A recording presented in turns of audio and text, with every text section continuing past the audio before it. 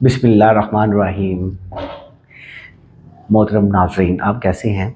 उम्मीद करता हूँ आप खैरियत से होंगे। मैं ठीक हूँ, शुक्र है अल्लाह का। और उम्मीद करता हूँ आप भी अल्लाह के फजल से, अल्लाह के करम से ठीक होंगे। सबसे पहले जो आजकल सोशल मीडिया का मौजू आम हुआ है, शुमाइल नकवी साहब और जवेद अख्तर साहब। अच्छा, मुल्हिद और एक इस्लाम। असल में यहाँ पे एक बड़ा ही मिसकॉन्सेप्ट है जिसको हम क्लियर करेंगे। तीन चार बातें हैं आज की इस वीडियो में जिसको मैं आपको समझाने की या इसको क्लियर करने की कोशिश करूँगा। सबसे पहले बड़ी अहम बात है, हमारे बरसगीर में, मैं शॉर्ट में बात करूँगा जल्दी ताकि हमारी वीडियो जो है वो ज़्यादा लंबी ना हो। तो हमारे बरसगीर में मुल्हिदीन जो हैं, असल में वो मुल्हिदीन नहीं है, वो एंटी इस्लाम है, एंटी इस्लामिक। ये इनका जो कल्चर चल रहा है, मुल्हिदीन जो खुद को मुल्हिदीन कहते हैं, एथियस्ट कहते हैं, बरसगीर के जो मुल्हिदीन हैं वो असल में एंटी इस्लाम है, क्योंकि इनको हिंदुइज्म से या और किसी मज़हब से कोई दिक्कत नहीं होती, कोई मसला नहीं होता। जब इस्लाम की बारी आती है, जब औरत के इस्लाम कहता है औरत ने हिजाब करना है, तब इनको मसले खड़े होते हैं। जब इस्लाम कहता है कि आपने निकाह करना है, शादी करनी है, तब इन बरसगीर के मुल्हिदीन की बात कर रहा हूँ, तब मुल्हिदीन जो है वो सामने आते हैं कि ये जो निज़ाम है गलत है। अगर हिंदुइज्म भी इस मामले में वो भी शादी की बात करता है, वो जिना को फ़रोग नहीं देता, प्रमोट नहीं करता, बल्कि वो प्रोहिबिटेड है, हिंदुइज्म में भी प्रोहिबिटेड है, और इवन के सब मज़ाहिब में जिना जो है वो मना ही है, वो एक गुनाह ही है। ठीक है, तो अब हमारे जो बरसगीर के मुल्हिदीन हैं, ये मेरा बताने का मकसद था कि जब इस्लाम की बात होती है तो फ़ौरन चढ़ दौड़ते हैं। अब ये एक बड़े अच्छा लड़का है, छोटा सा, तो इसने बड़ा अच्छा एक अच्छे टॉपिक पे ये बात की है। तो कहता था जी वीडियो बनानी है, इसने वो कोई इस तरह की बात की है, तो वो मुल्हिदीन के ग्रुप में भी था। हे गाइस, अस्सलाम वालेकुम। इसमें मोहम्मद आफाक खान। मुझे बहुत सारे मैसेज आ रहे थे कि आफाक भाई आप कब वीडियो बनाएंगे उस डिबेट के बारे में जो कि मुफ्ती शुमाइल नकवी साहब और जावेद अख्तर के दरमियान हुई, जिसका टॉपिक था डज गॉड एग्जिस्ट, क्या खुदा का वजूद है या नहीं। तो दोस्तों, मैं 3-4 दिन मैंने इंतजार इसलिए किया कि मैं ऐसे बहुत सारे ग्रुप्स का हिस्सा था या ऐड था कि मैं वहां पर जहां पे बहुत सारे मुल्हिदीन थे, एथियस्ट थे, जो हमेशा जावेद अख्तर की वीडियो को दलील बनाकर पेश किया करते थे। और मुल्हिदीन में एक बात बड़ी मशहूर थी कि जब जावेद अख्तर की कोई वीडियो आए तो इसको स्किप नहीं करना चाहिए, क्योंकि इसके दलाल इतने मजबूत हुआ करते थे मुल्हिदीन के लिए। ये इसका मकसद जिंदगी का ये था कि हिंदुओं को हिंदुइज्म से दूर कर दो, मुसलमानों को इस्लाम से दूर कर दो, मतलब खुदा को जो लोग मानते हैं उन सबको खुदा के वजूद से दूर करके ऐसे मुल्हिद बना दो कि मतलब वो किसी भी खुदा के वजूद पर यकीन ना रखें। तो वो कहते हैं मुल्हिदीन जो हैं वो कहते हैं जी कि जुवेद अख्तर साहब की इनकी बात जो है वो बड़ी ऑथेंटिक होती है, और वो हिंदू भी इस मुनाजरे का इंतज़ार कर रहे थे, और मुसलमान भी इस मुनाजरे का इंतज़ार कर रहे थे।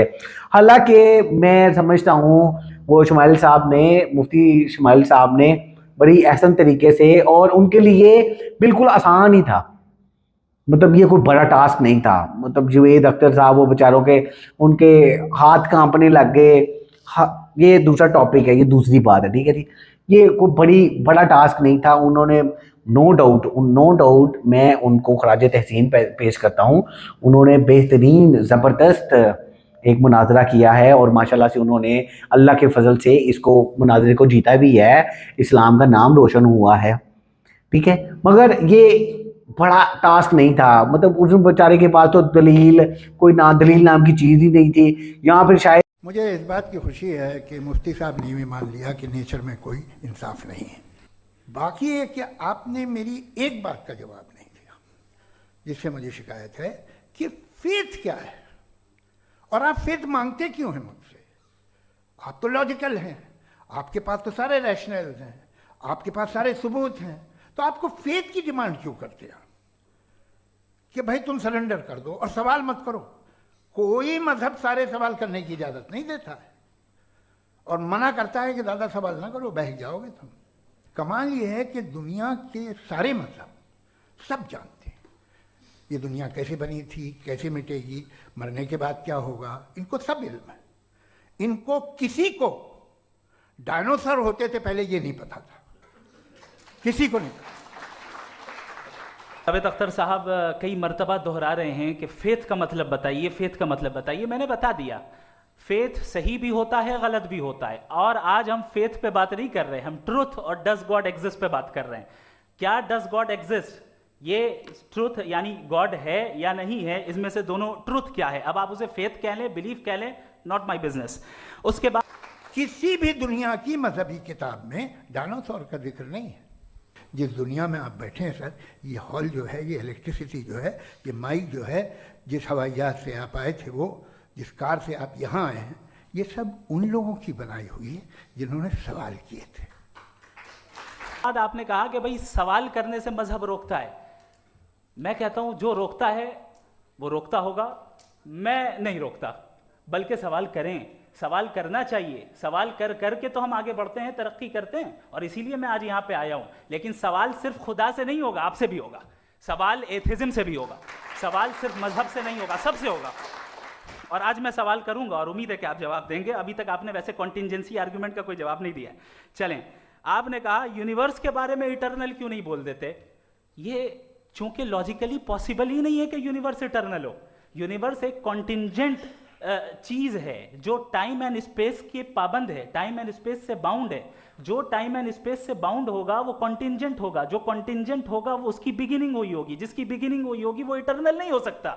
ये तो कॉमन सी बात है। आपने कहा कि किसी मजहबी किताब में डायनासोर का जिक्र नहीं है। अफसोस कि आज तक किसी मैथमेटिक्स के किताब में मुझे डायनासोर का जिक्र नहीं मिला। तो इसका मतलब मैथमेटिक्स की किताब बेकार है? नहीं, उसका वो टॉपिक नहीं है। रेवलेशन का और मजहबी किताबों का टॉपिक ये नहीं है कि आपको आके बताए साइकिल कैसे बनाते हैं, या आकर ये बताएं कि जो है डायनासोर कब था। वो तो मोरालिटी सिखाने आया है, गॉड के बारे में बताने आया, नॉन फिजिकल रियलिटी की हकीकत को सिखाने के लिए आया।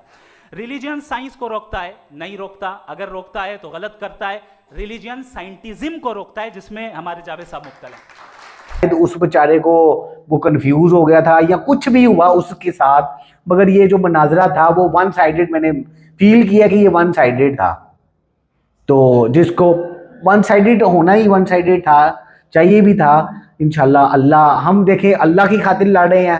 अहले इस्लाम वाले जो थे, शुमाइल, मुफ्ती शुमाइल थे, वो अल्लाह के लिए लड़े थे। और वो जो जावेद अख्तर था, जो भी मुल्हिद था या एंटी इस्लामिक था, तो वो अल्लाह की मुखालफत में लड़ा था। तो बेशक दुनिया में कदर एफर्ट है, मगर अगर किसी ने अल्लाह को पुकारा है तो अल्लाह ने उसकी मदद ज़रूर फरमानी है। तो ये दूसरी बात थी।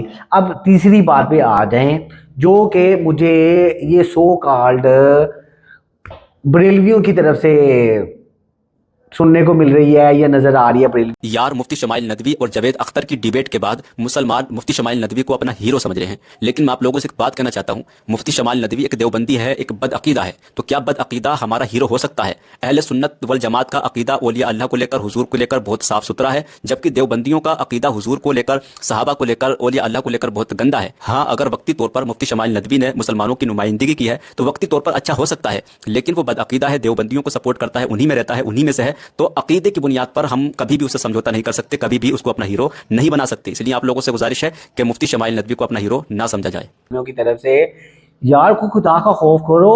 ये जीत असल में अहले इस्लाम की जीत है, और जिसको तुमने सिर्फ अपने फिरका वारियत की वजह से, और तुम मुफ्ती साहब को देवबंदी होने की वजह से, या अगर उनका कोई ताल्लुक इस फिरके से है, या उनकी बशाबत अगर इस फिरके से लग रही है, तो तुमने उसके बुग़्ज़ में अपने इस्लाम की जीत को एक्सेप्ट करना ही गवारा नहीं कर रहे हो यार तुम लोग।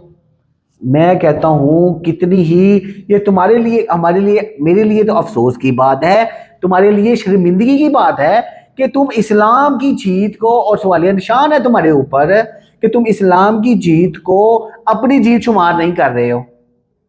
असल में ओवरऑल देखा जाए, अल्हम्दुलिल्लाह ये इस्लाम की जीत थी। एक इंसान था जो अल्लाह को नहीं मानता था, اللہ کے وجود کا بھی انکاری تھا. اور ایک انسان ہے ہماری طرف سے، مسلمانوں کی طرف سے، اسلام کی طرف سے، جنہوں نے ثابت کرنا تھا کہ اللہ ایگزسٹ کرتے ہیں، اللہ ایگزسٹ کرتا ہے، اور جو تم کہتے ہو تمہارا فرسودہ عقیدہ جو ہے وہ غلط ہے، اس کو دلیلوں کے ساتھ ثابت کرنا تھا. اب بجائے کہ تم اس کی ڈبیٹ کو سنو، اس کے اس تجربے کو، اس کی اس ایفرٹ کو سراہو، تم خراج تحسین پیش کرو، تم الٹا ہی اپنی ایمان خراب کر رہے ہو. اور تم کو خدا کا خوف کرو یار. میں اسی لیے کہتا ہوں یہ بریلویزم جو ہے وہ اس ہماری دنیا کا، اس خطے کا، برصغیر کا سب سے لو ترین اور کم نااہل ترین فرقہ ہے اس خطے کا.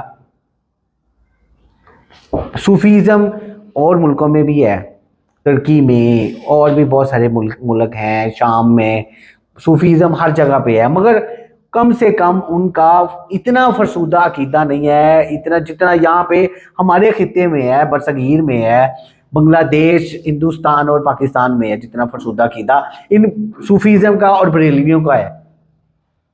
یار ایک اسلام کی چیز کو تم اس کے فرقے کی جیت بنا دی ہے، تو اس کا مطلب ہے بھائی اس کے فرقے کی جیت نہیں ہے، جیت تو اسلام کی ہوئی تھی. البتہ تم اسلام سے فارغ ہو، پھر تمہارا کوئی تعلق نہیں ہے پھر اسلام کے ساتھ.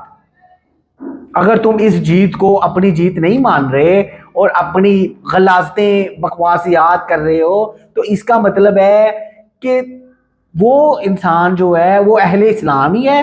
البتہ اگر تمہیں اس بات سے خوشی نہیں ہو رہی، بکواسیات اور غلاظتیں بک رہے ہو، تو اس کا مطلب ہے تمہارا پھر تعلق اسلام کے ساتھ کوئی نہیں ہے. کیونکہ یہ 100% ڈبیٹ تھی، مناظرہ تھا، God does exist.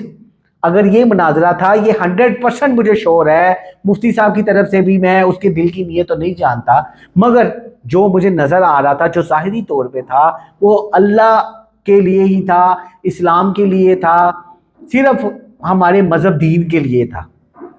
یہ جو ڈبیٹ تھی یہ صرف اور صرف اس بات پہ ٹکا تھا کہ اسلام اور اللہ، ہم نے اللہ کو ثابت کرنا ہے اور اسلام کو ثابت کرنا ہے، کیونکہ اس کا اسلام کے ساتھ کوئی تعلق نہیں تھی. ایون کہ اسلام تو ابھی اور آگے والی چیز ہے. اس نے پہلی چیز کو ہی، جوید اختر کی بات کر رہا ہوں، اس نے پہلی چیز کو ہی انکار کر دیا ہے کہ اللہ ہے ہی نہیں، جو ہمارا بنانے والا ہے، جو ہمارا کریٹر ہے، جو ہمارا پیدا کرنے والا ہے، اس نے اسی کا ہی انکار کر دیا ہے.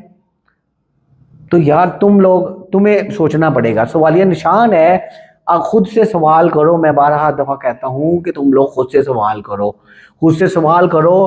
اگر تو تمہارا اللہ سے سوال کرو کہ یا اللہ ہمارا عقیدہ کیا ہے، آخر ہمیں راہ حق پہ چلنے کی توفیق عطا فرما. میری بھی اور آپ سے بھی گزارش ہے، میری بھی اللہ سے دعا ہے، ہمیں اللہ راہ حق پہ چلنے کی توفیق عطا فرمائے. جزاک اللہ خیر.